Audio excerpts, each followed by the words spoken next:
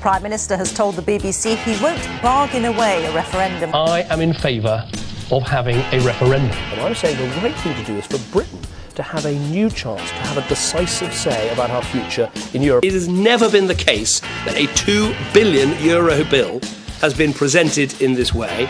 And if people think I'm paying that on the 1st of December, no, that is not happening. The United Kingdom was once famous for its global status as a world power. Now, not so much. In 1973, the UK joined what's known as the European Economic Community, more popularly known today as the European Union.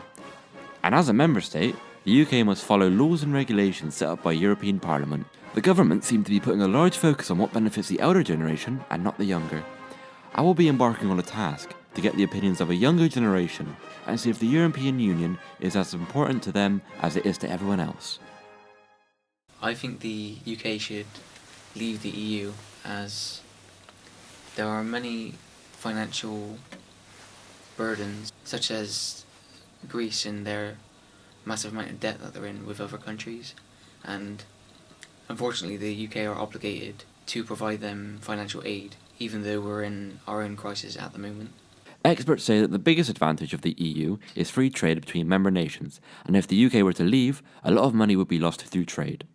However, Nigel Farage believes that we could be similar to Norway, who has access to free trade but is not bound by certain EU laws. The Economist says Britain will be subject to European politics and economics, but will no longer have much power in influencing matters. Being one with the EU allows UK businesses to employ workers from other EU countries. However, UKIP says this prevents the UK from managing its own borders. But writing for the LSE, Professor Adrian Vavel says limiting this freedom would deter the brightest and best. We import huge amounts from Europe, and I can't see that Europe would want to stop selling to us, selling cheeses, whatever. We, as a UK, we buy in a heck of a lot. The question that I want to ask, that we're all going to ask is, who are you? I'd never heard of you.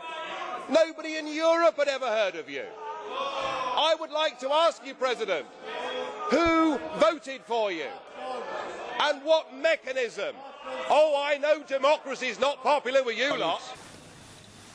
Can you name the EU president? Their president. You said Europe isn't working, so we must have more Europe. More of the same failing. Well, there is, I think, a bright star on the horizon. It's called the British referendum.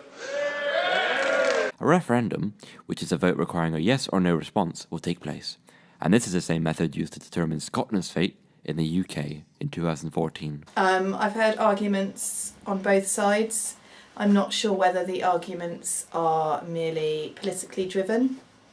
The one argument that interests me is whether or not our trade links will suffer, whether or not Europe will turn their backs on us.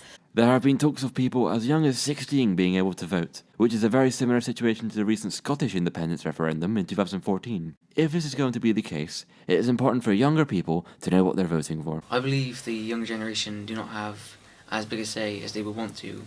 A lot of people's voices get misheard. They do not get the opinion across. The whole idea of a democracy, sort of at the moment, democracy for the old men, for the old women. The subject of UK EU membership has been brought up by various Eurosceptics, but now is centre stage, and Britons will soon be given a binary choice, in or out. We are approaching one of the biggest decisions this country will face in our lifetimes, whether to remain in a reformed European Union or to leave. We're in this situation and we're not going to move forward unless there are reforms made. I think people do feel frustrated in the UK about, certain regulations that come from Brussels, directed by Europe. And I think that, yes, I think we do need to reform things if we are to stay in.